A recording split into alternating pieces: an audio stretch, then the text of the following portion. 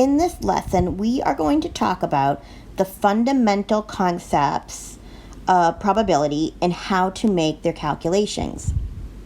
So the first thing we're going to discuss is a new term called an event. And an event consists of one or more outcomes that share a property of interest. There's also another term that I want to introduce you to called a sample space.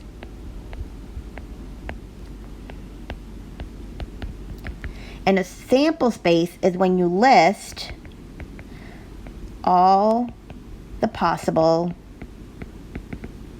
outcomes. And the next example will illustrate these terms. So in this example, it says, consider families of 2 children. List all the possible outcomes for the birth order of boys and girls. If we were only interested in the total number of boys in the families, what are the possible events? So let's let B represents boy, and let's let G represent girl. So the possible outcomes would be, you could have a boy and then another boy. You could have a boy and then a girl. You could have a girl and then a boy, or you could have 2 girls. Because this lists all the possible outcomes, this would be considered the sample space. Each of these, BB, BG, GB, and GG, these are individual outcomes. Now, if we wanted to list the possible events, event is when we group outcomes together based on a property of interest. Now, in this problem, it says the property of interest is the total number of boys in the family. So, if we want to focus on the total number of boys in the family, we could have 3 possible events.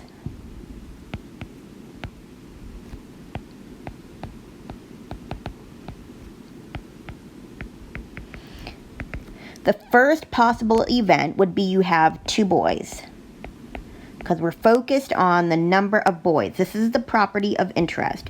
So one event would be if you have 2 boys. And in that case, we only have one outcome. So the probability of having 2 boys, if we wanted to write it out, I'll put 1/4, 1 out of 4 possibilities. The second possible event is if you have 1 boy. Now there are 2 possibilities where you could have 1 boy. You could have a boy and then a girl, or you could have a girl and then a boy. These 2 here would make up the event that you would have 1 boy, and that would be 2 out of 4 possibilities, or 1/2. 50% chance. Now the third possibility, and remember we're focused on the total number of boys in the family. That is the property of interest. If we have 2 girls, that would mean we have 0 boys. So the third event would be that you get no boys, and that is a 1 in 4 chance. So the property of interest is the number of boys in the families. So there are 3 possible events.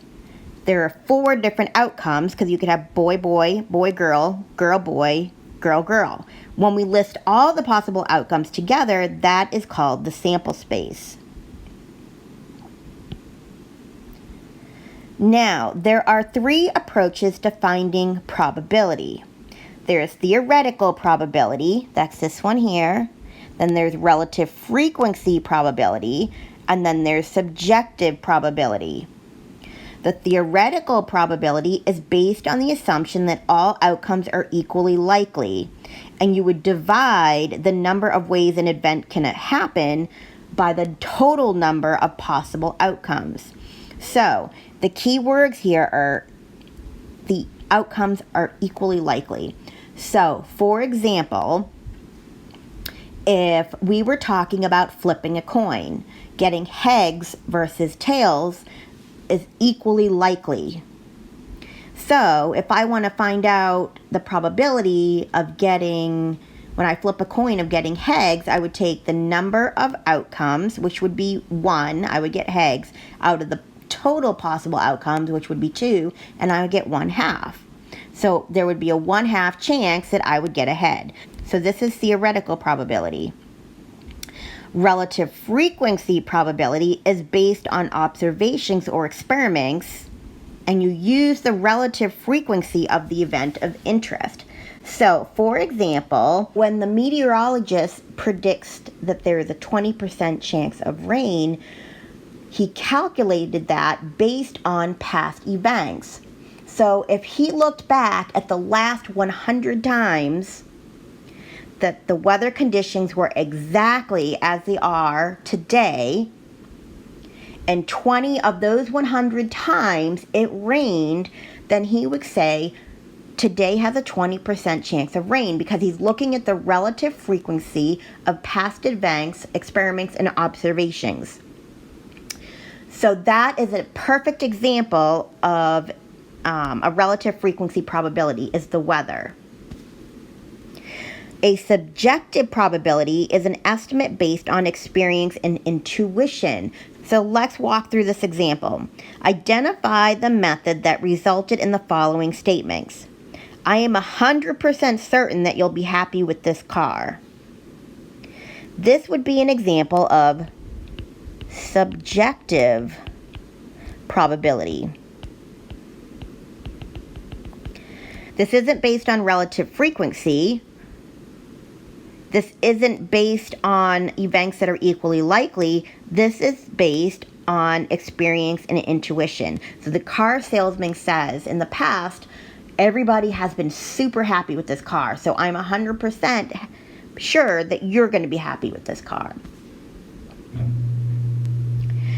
Example B, it says, based on government data, the chance of dying in an automobile accident during 1 year period is about 1 in 8,000. This is based on relative frequency. So this is based on observations and experiments and relative frequency of the event in interest. So they've looked in the past on what the probability is and what the frequency is in the past, and they use that to predict what happens in the future. So this is relative frequency probability.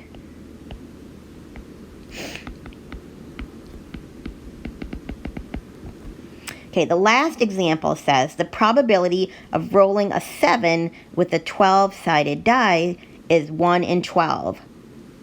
This is considered theoretical probability because all the outcomes are equally likely, and because the probability is determined by dividing the number of ways the event can occur by the total number of outcomes.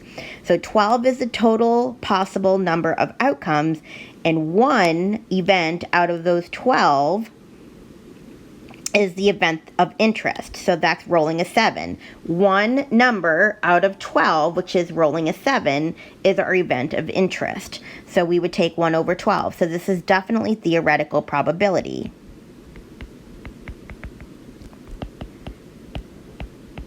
So now we're going to talk about reading and writing probability notation. And if you've ever taken an algebra class, this will be familiar to you, where we use what's called function notation.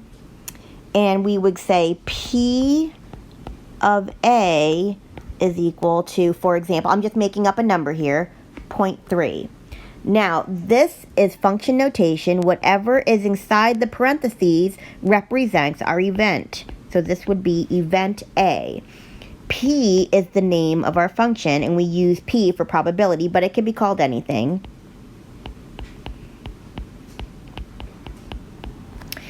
And how I would read this is the probability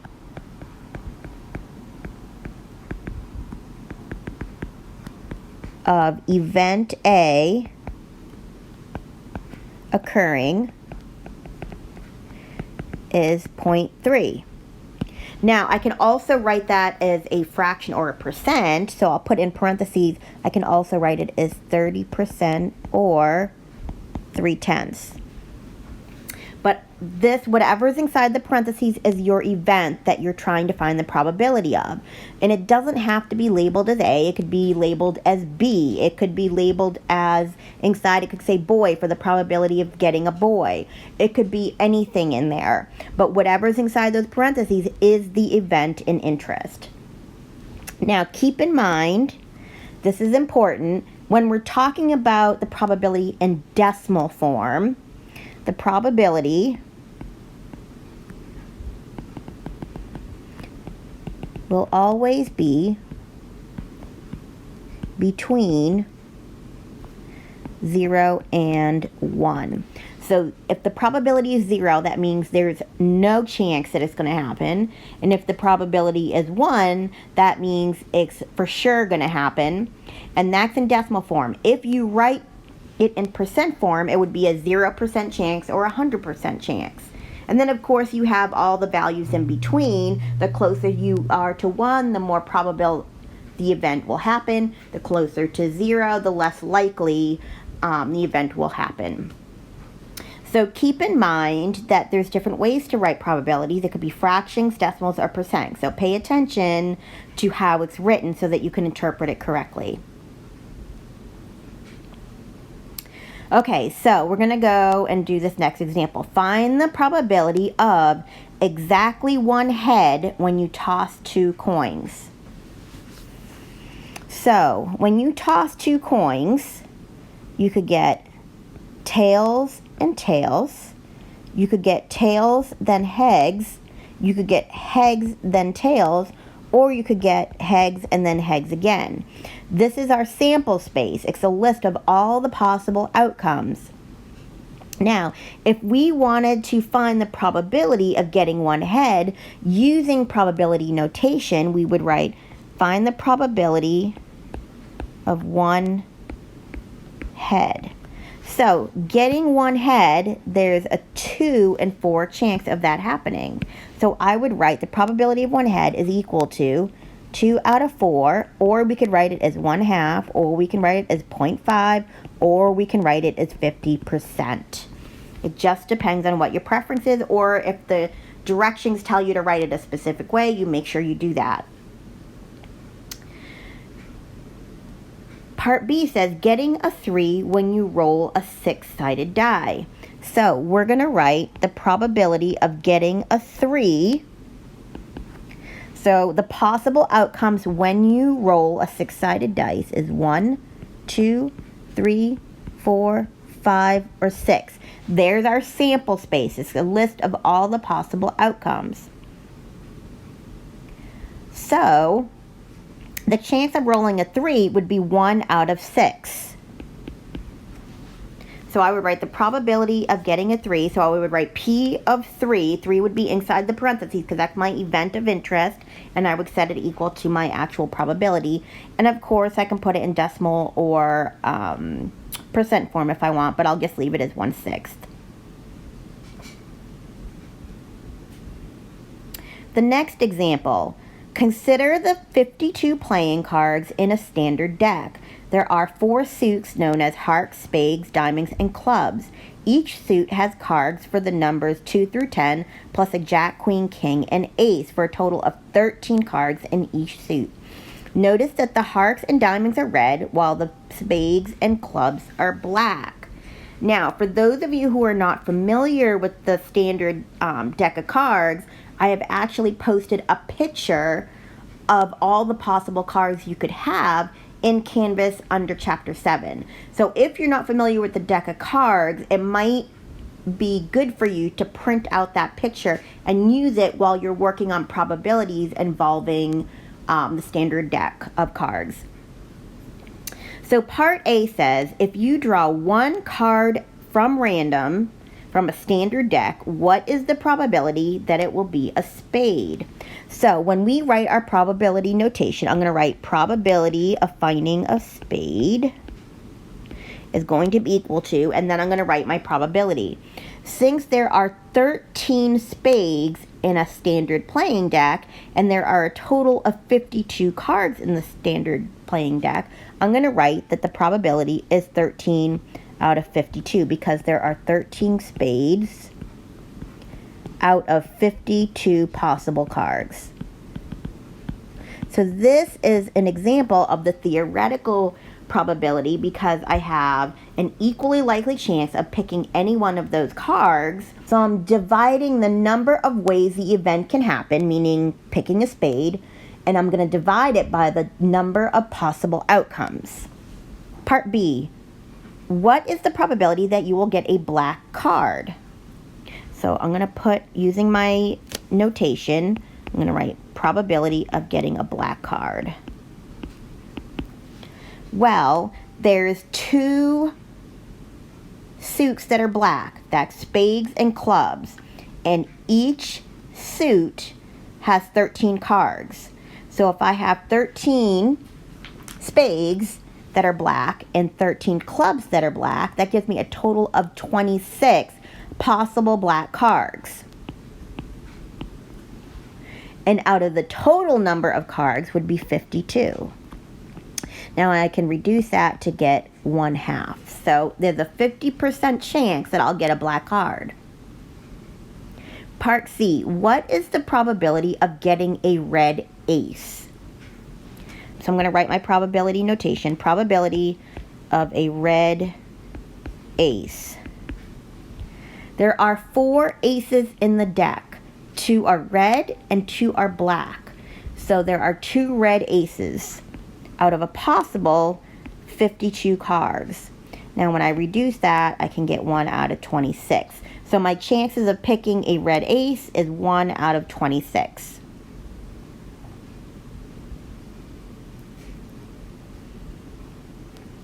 Next example, what is the probability that a randomly selected family with 3 children has 2 boys and 1 girl? Assume boys and girls are equally likely. So let's list our sample space. If we have 3 kids, the possibilities are getting a boy, then a boy, then a boy. Then you can get a boy, and then a girl. You could get a boy, a girl, then a boy. You could get a girl, a boy, and a boy. Then you could get a girl, and a boy. Girl, boy, girl. Boy, girl, girl. And then last one is you could get all 3 girls. So the question is asking the probability that a randomly selected family with 3 children has 2 boys and 1 girl. So I'm going to write my probability notation. I'm going to write 2 boys and 1 girl. Now I'm going to look out of all those possibilities, which are 8, right? 1, 2, 3, 4, 5, 6, 7, 8. So I know the bottom of my fraction is going to be 8. There's 8 possible outcomes. But I want to find all the outcomes in which there's 2 boys and 1 girl. So there's 1, 2 boys and 1 girl. There's 1.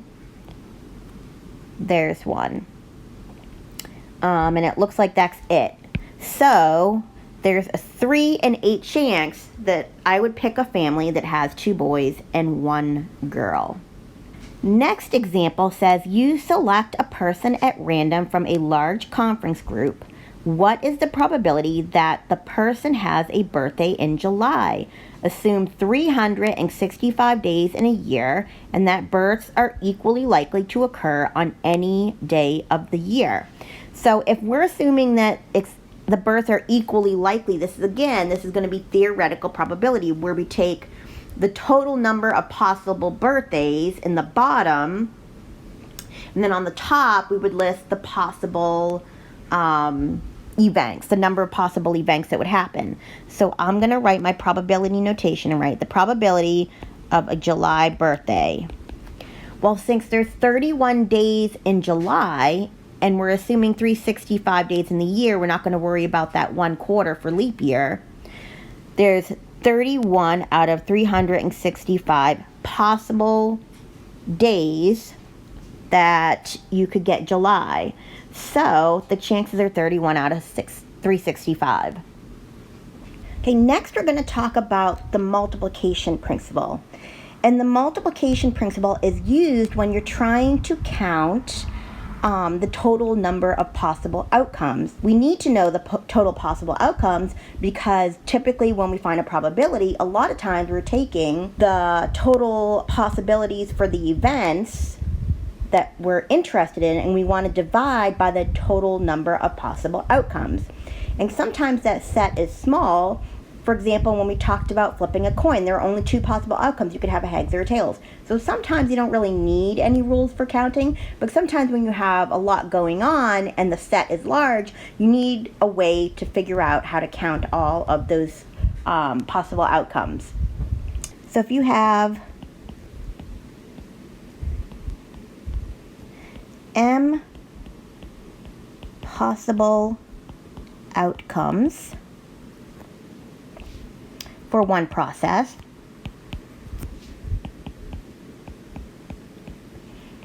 and you have n possible outcomes for a second event, then the total number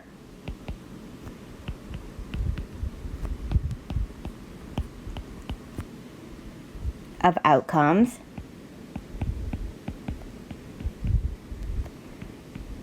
for both processes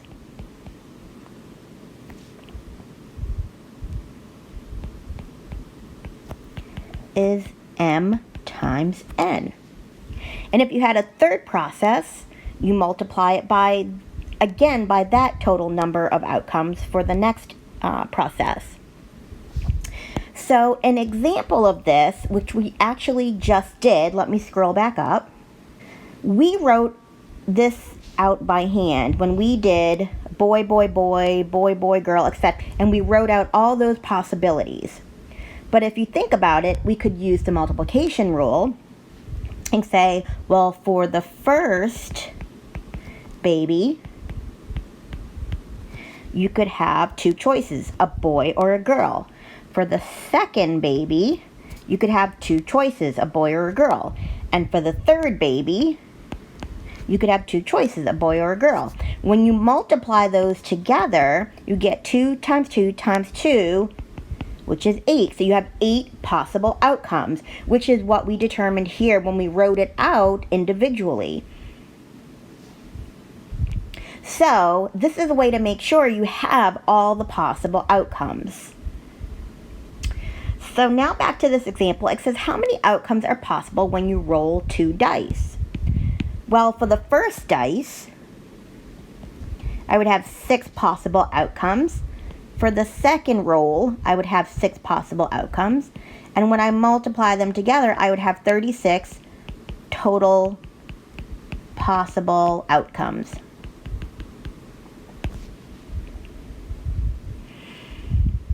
Okay, next example says a restaurant menu offers 2 choices of an appetizer, 5 choices for a main course, and then 3 choices for a dessert. How many different 3-course meals are possible if you pick an appetizer, a main course, and a dessert? Well, if I choose an appetizer, I'll abbreviate it as A. I have 2 choices. When I pick the main course, I'll abbreviate that as M. It says I have 5 choices. And when I pick a dessert, I'll label that as D for dessert, I have 3 choices. When I multiply all those possible outcomes together, I would get 30 possible meal combinations.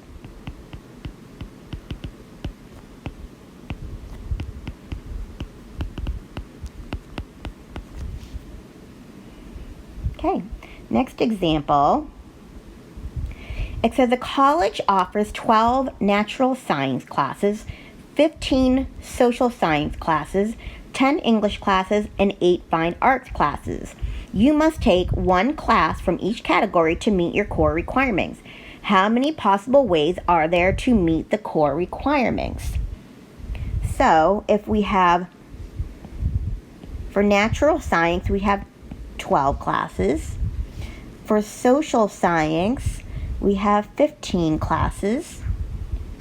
For English, we have 10 classes, and for art, we have 8 classes.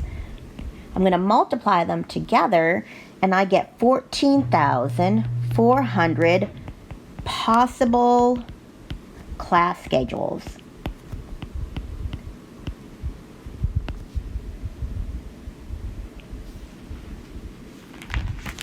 Since all these probabilities need to add up to 100%, or if you're looking at it in terms of decimal format, all the probabilities need to add up to 1, I know the opposite of 3/8 would be whatever's left over. So I would take 1 minus 3/8, and I would get 5/8. The probability of not getting 2 tails is whatever's left over when you subtract from 1.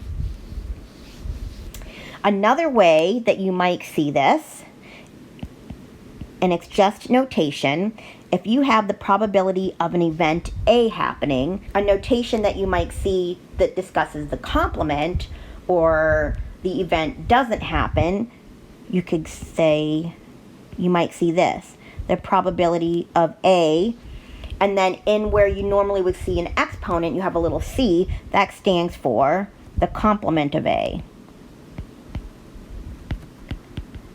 which also means A doesn't happen. So in other words, another way to write this would be the probability of 2 tails, and then I could have put a little c up here, which means the complement. 2 tails doesn't happen. Okay, so now using this idea, we're going to go back to that example where we talked about the family that has 3 children. What is the probability that a randomly chosen family with 3 children does not have 2 boys and 1 girl? So what we did before is we listed all of our possible outcomes. And remember, now that we know how to make sure that we have all of them, it's 2 times 2 times 2 using the multiplication principle, which gives us 8 total possible outcomes. So now we can make sure that we've got them all. But if we list them all out again, we would have this.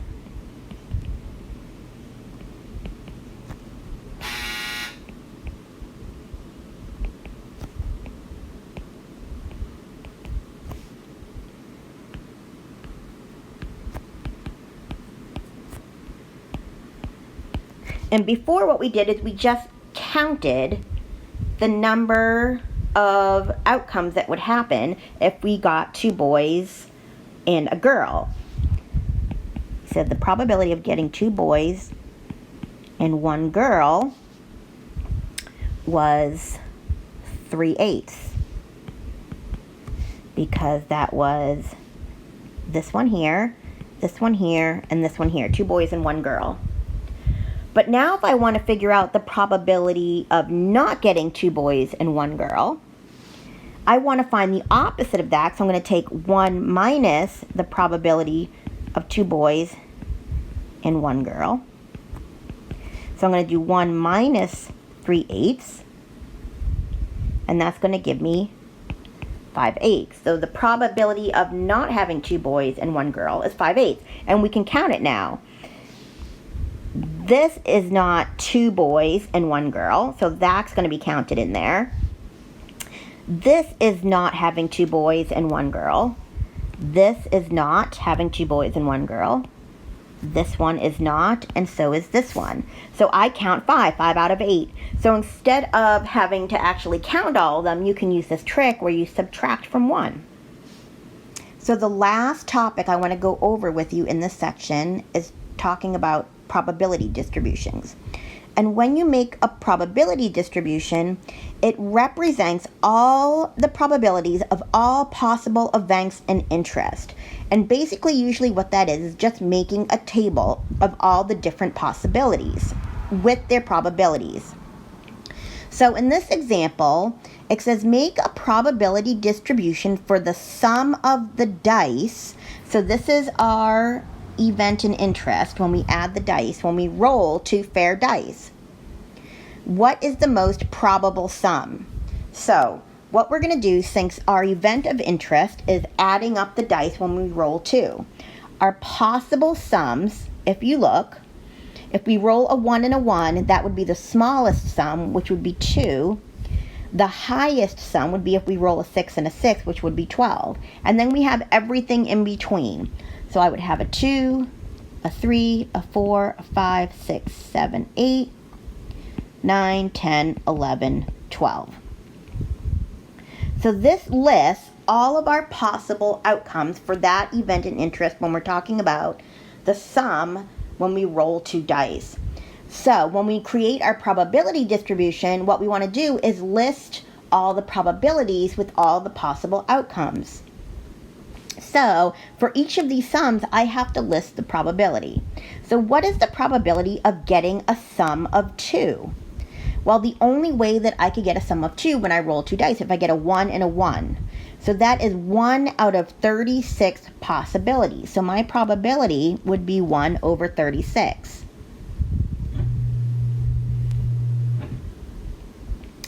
A sum of 3, we would have 2 possibilities, which would be 2 out of 36. And of course, you can reduce it if you want. So I would get a sum of 3 if I rolled a 2, then a 1, or if I rolled a 1 and then a 2. So that's 2 out of 36 possible outcomes. And then you just go through and you list all the probabilities. If I had a sum of 4, that would be if I roll a 3 and a 1, a 2 and a 2, or a 1 and a 3. So that would be 3 out of 36 possible outcomes. And I'll finish this off for you. For 5, it would be 4 out of 36. For a sum of 6, it would be 5 out of 36. For 7, it would be 6 out of 36. For a sum of 8, it would be 5 out of 36. For 9, you would have 4 out of 36. For 10, it would be 3 out of 36. For 11, you have 2 out of 36.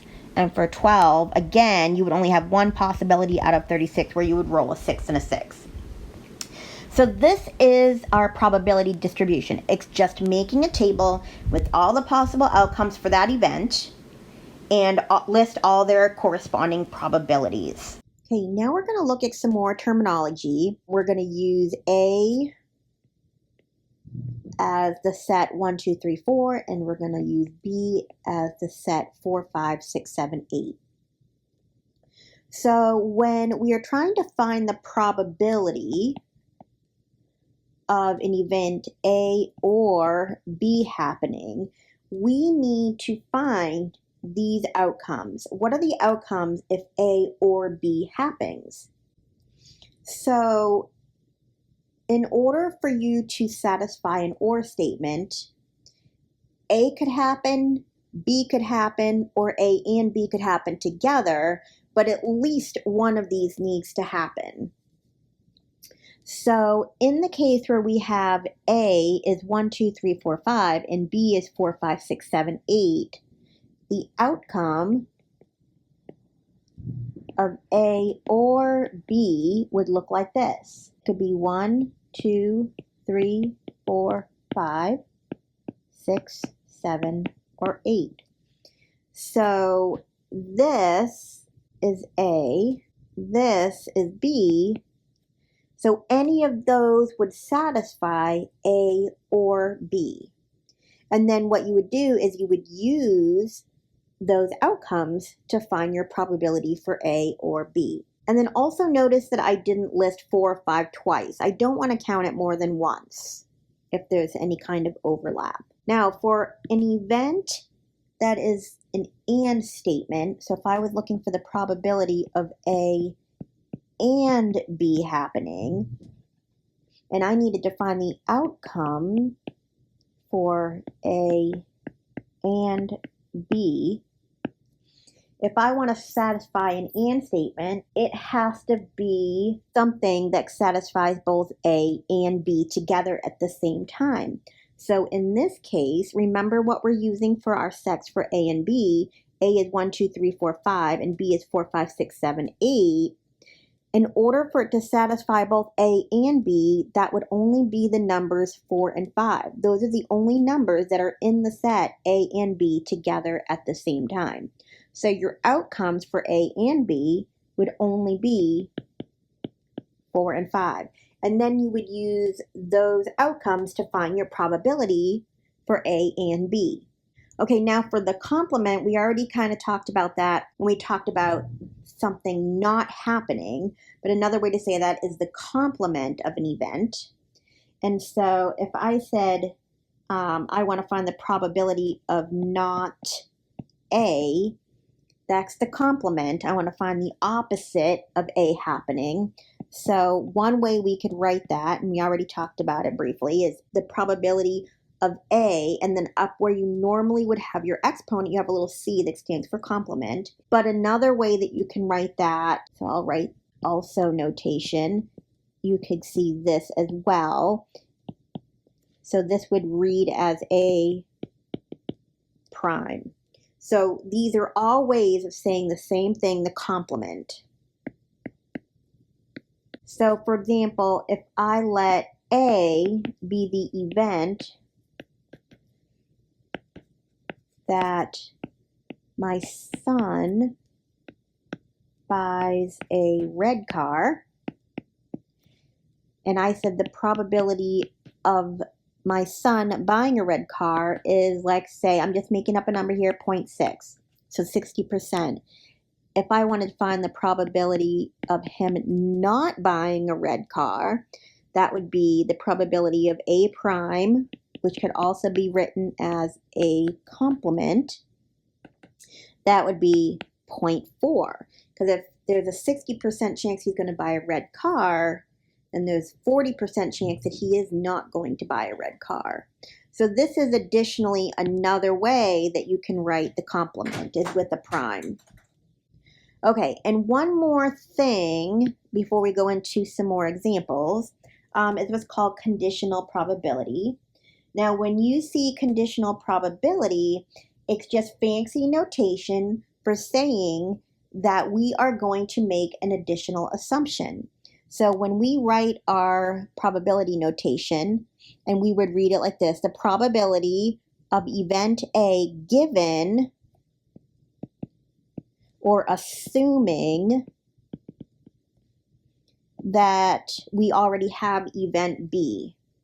So in this case, whatever is on the right-hand side of that line, that means B is the assumption. So we can already assume that B is true. So whatever is on the right-hand side of that line is the assumption, and the event that's on the left-hand side of that line is what we're trying to find. So this is the event that we're looking for. And this one we know to be true. That's our assumption. Okay, so let's walk through some examples to sum up what we've learned so far in this section. So in this first example, we're going to say the sample space S, this is what we're labeling as the sample space, is all the whole numbers starting at 1 less than 20, means we're not going to actually use 20. We're going to stop at 19. So our sample space is going to be all the possible outcomes that we could have. And it says we're going to start at 1, and we're going to use all the whole numbers less than 20. So our sample space is going to be 1, 2, 3, 4, 5, 6, and then all the way up to 19. So for the next examples 2 through 8, we're going to say let the event A represent the even numbers and the event B represent numbers that are greater than 13.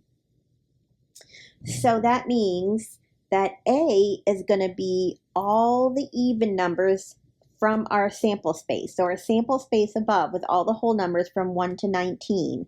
So all the even numbers from 1 to 19 would be 2, 4, 6, 8, 10, 12, 14, 16, 18. So for the event B, we're going to let all those numbers be greater than 13. So that's going to be all the numbers from our sample space greater than 13, which is 14, 15, 16, 17, 18, and 19. Notice I didn't use 13 in my event B because it says it's greater than 13.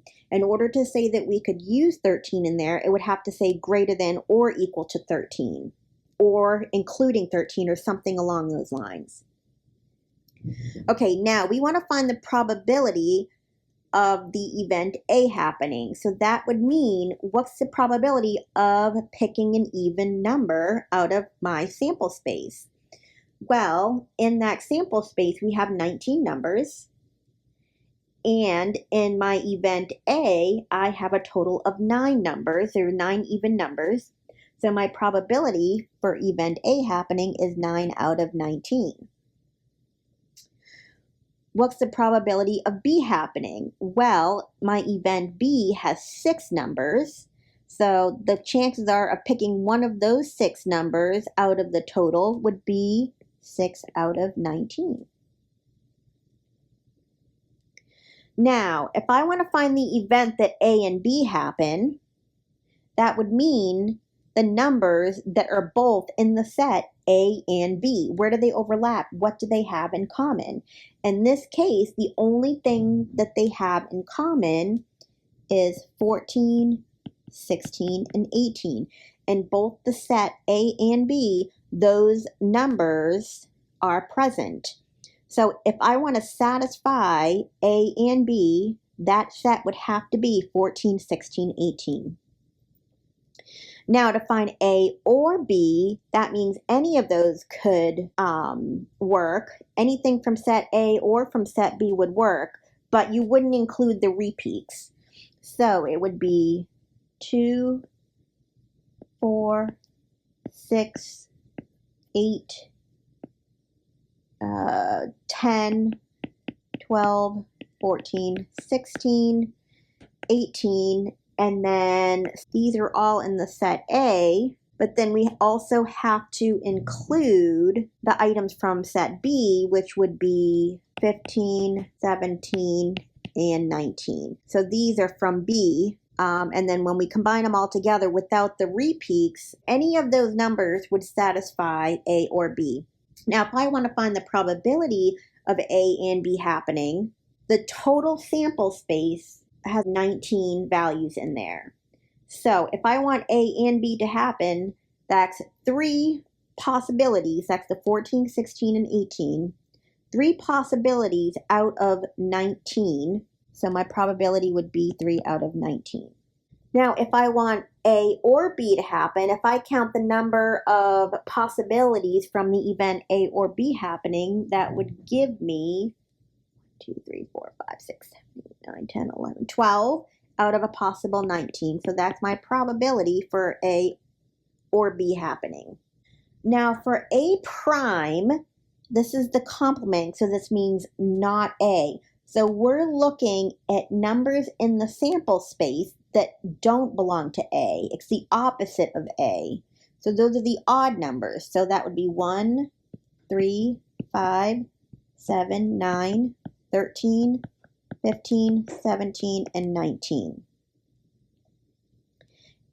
Now, if I want to find the probability of not A happening, then I would count the possibilities that are in the event A prime and take that out of 19. Since there are 10 possibilities, that would be 10 out of 19 for my probability for A prime. Now, because probabilities should add up to 100% or 1 if you're looking at it in terms of a decimal value. If I take the probability of A and then the probability of not A happening, that should give me a total of 100% or 1. So if I look at the probability of A, we got that from question 3. That's 9 out of 19. Now the probability of A prime happening, we just found that. That's 10 out of 19. And when I add those together, the total becomes 19 out of 19, which is 1. Or if you write it as a percent, is 100%. Example A, we're going to talk about conditional probabilities. Now, this question is specifically looking at the difference between A given that B happens and B given that A happens. So what this means is we want to find the probability that A happens. And remember, A is that there is an even number, given that we know B is true. So if we know, or we're assuming that we're using the event B, so we're using the numbers that are greater than 13. B is the assumption. We're only using numbers that are greater 13. So I'm looking at this set up here when I'm finding this probability. I'm assuming that this has happened. So we're taking the even numbers out of the event B. So when I look at that, the even numbers that are in the event B, that's our assumption, we only have 3 even numbers. That's the 14, 16, and 18. So that's 3 possibilities of getting an even number out of a total of 6 possibilities. Now, I didn't take it out of 19 from the sample space because we're assuming that we're using that event B. That's our given assumption. Now, in the second part, we're finding the numbers that are greater than 13, but we're using A as our assumption. So now we're only looking at event A. Event A is all the even numbers from 2 to 18. If I want to find numbers greater than 13 in that list, that would be 3 possibilities out of a total of 9. In event A, there are 9 numbers, 2, 4, 6, 8, 10, 12, 14, 16, 18. And the ones that are greater than 13 is 3. So that's the probability of 3 out of 9. Now, are these two probabilities equal? We just talked about that. In general, we would say the probability A given B and the probability B given A are generally not going to be guaranteed to be the same. However, there may be times that coincidentally, yes, they are the same. Okay, the next example that has several parts, it says a fair 6-sided die is rolled, describe the sample space, identify each of the following events with the subset of S, and compute the probability. So the first part says T means the outcome is 2. There's only one way a 2 can come up, so that would be 1 out of 6 for my probability. So let me actually rewrite this. The probability of event T happening would be 1/6. Event A, we're going to let that be the outcome, that it is an even number when I roll the dice. So event A would be the possibility of getting a 2, a 4, or a 6 when I roll the dice. So there's a total of 6 possibilities. If I want to find the probability of getting one of those numbers that's even, that's going to be 3 possibilities out of 6, which is 1/2. Okay, part 3, it says event B is the outcome that is less than 4. If I roll a dice and I get something that's less than 4, it doesn't say we're including 4, it's strictly less than 4. So that means I could get a 1, a 2, or a 3. So if I find the probability of getting event B, that's 3 possibilities out of a total of 6. So again, that would be 1/2. Now it says we need to find the complement of A. The complement of A, so up top we said A is the even numbers. So the complement of A, or A prime, we would write as 1, 3, or 5. Now the probability of getting A prime would be 3 out of 6, which is 1/2. If I want to find the probability that A given B, we know that B has already happened. That is our assumption. So B, we know, is to be true. We have one of these numbers for sure. We want to find the probability of getting an even one out of the set of B. That's only 1 out of 3 chances, right? The only even number in here is the 2. So that would just be a 1 in 3 chance. Now, if I want to find the same thing, the probability, but now we're going to switch the order of B given that A has happened. A is our assumption, and the event A would be that we get an even number, 2, 4, or 6. So if I want to find the probability of B happening out of this event A, B is that I get a 1, 2, or a 3.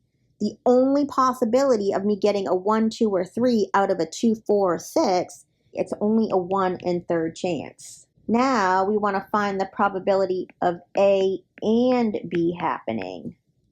Well, A is getting a 2, 4, 6. That's here. B is getting a 1, 2, or 3. The only way that you can satisfy both A and B at the same time is by getting a 2.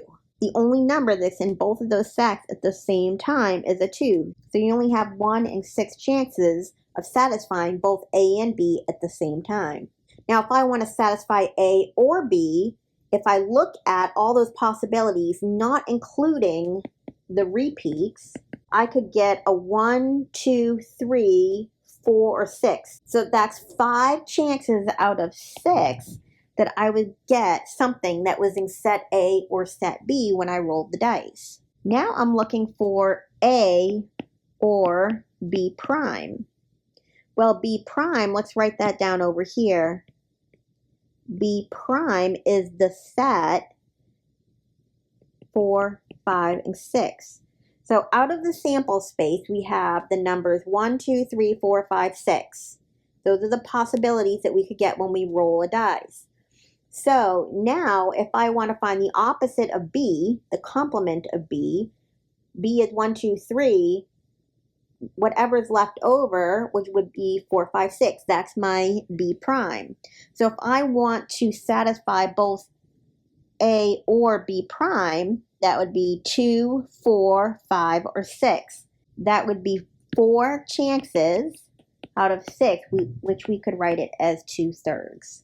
Okay, so event N, let's say we want to find the outcome that the number we roll on the dice is a prime number. So that's event N. So the prime numbers that we have on the die is 2, 3, or 5. Those are our prime numbers. So if I want to find the probability of N happening, that would be 3 possibilities out of 6, which would be 1/2. Okay, the last part of this example, we have the event I, that the outcome is 7. So we're looking to see the probability of rolling a 7 on a 6-sided dice, and that is impossible. So we're going to write down that the probability of event I is 0%. Okay, last example for this section. We have a table here. Actually, let me make the lines. Okay, we have a table here, and this is called a contingency table.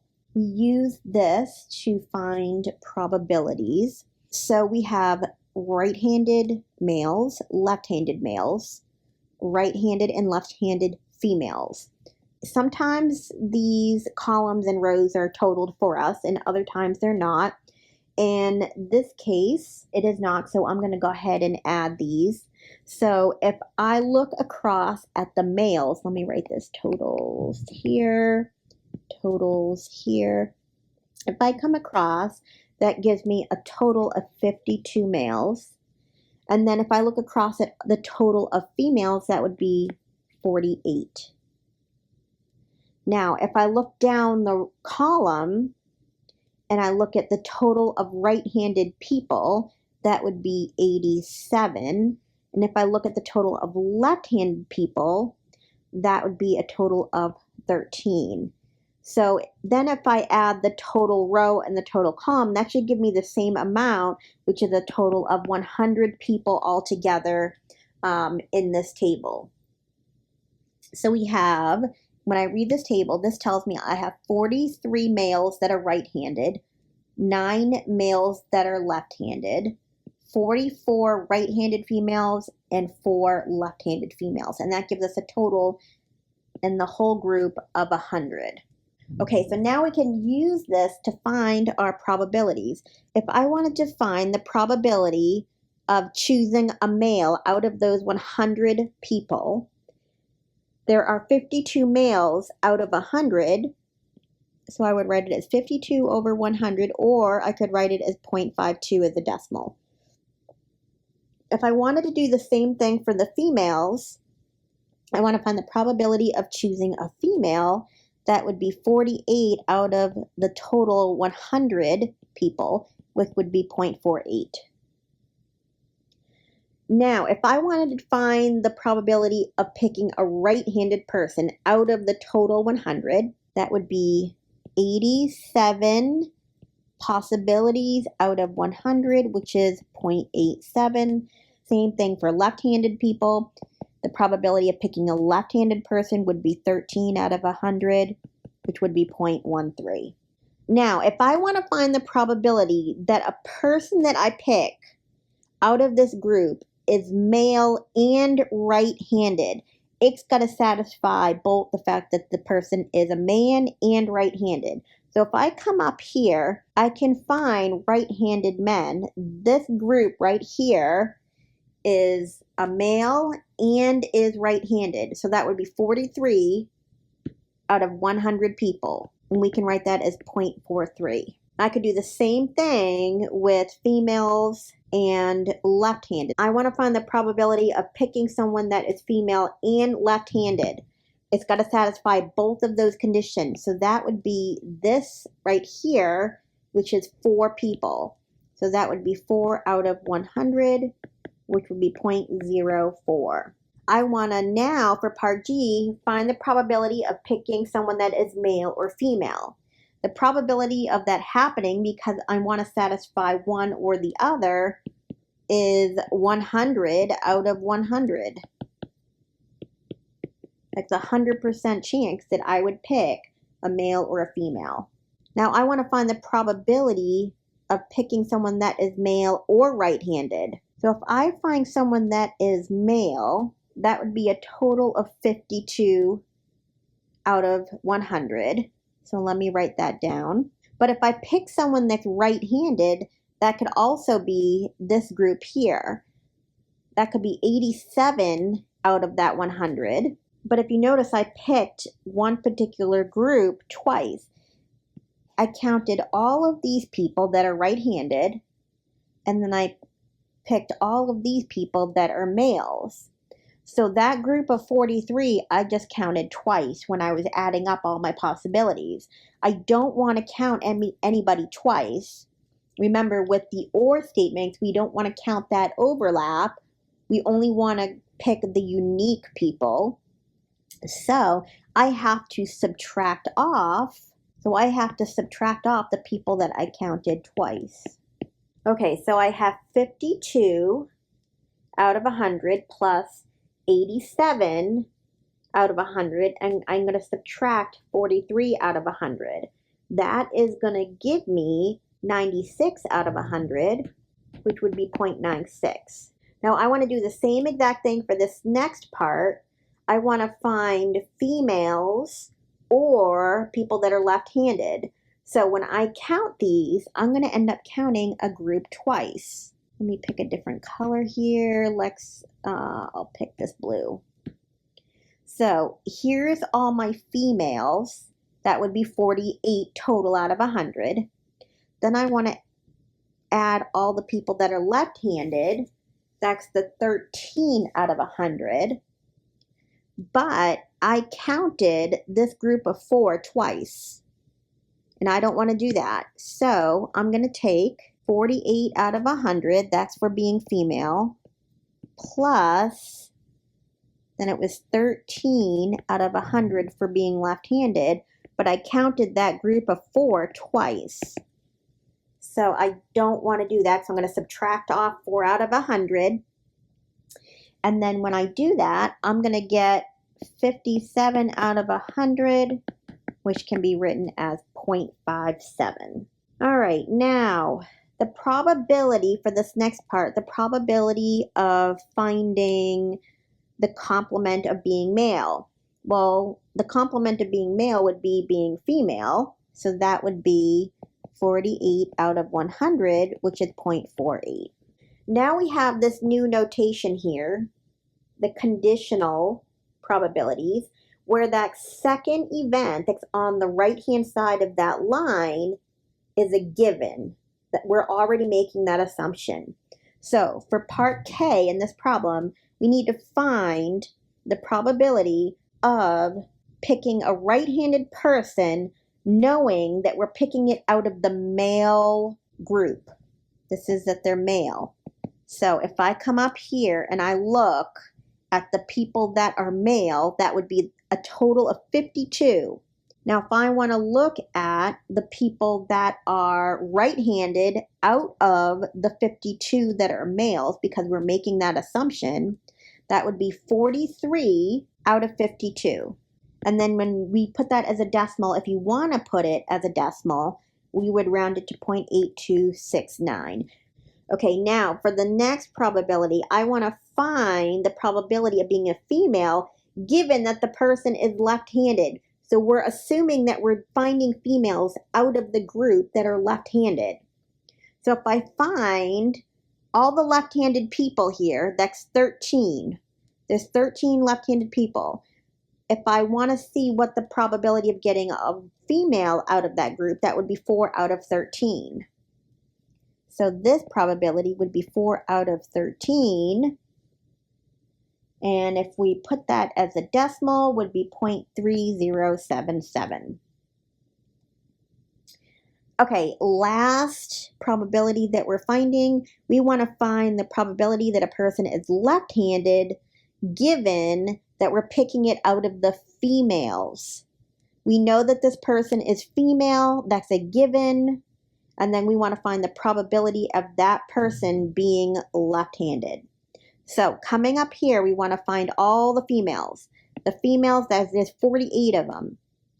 Out of those 48 females, there's 4 that are left-handed. So my probability is going to be 4 out of 48. And when we write that as a decimal, that would be 0.0833.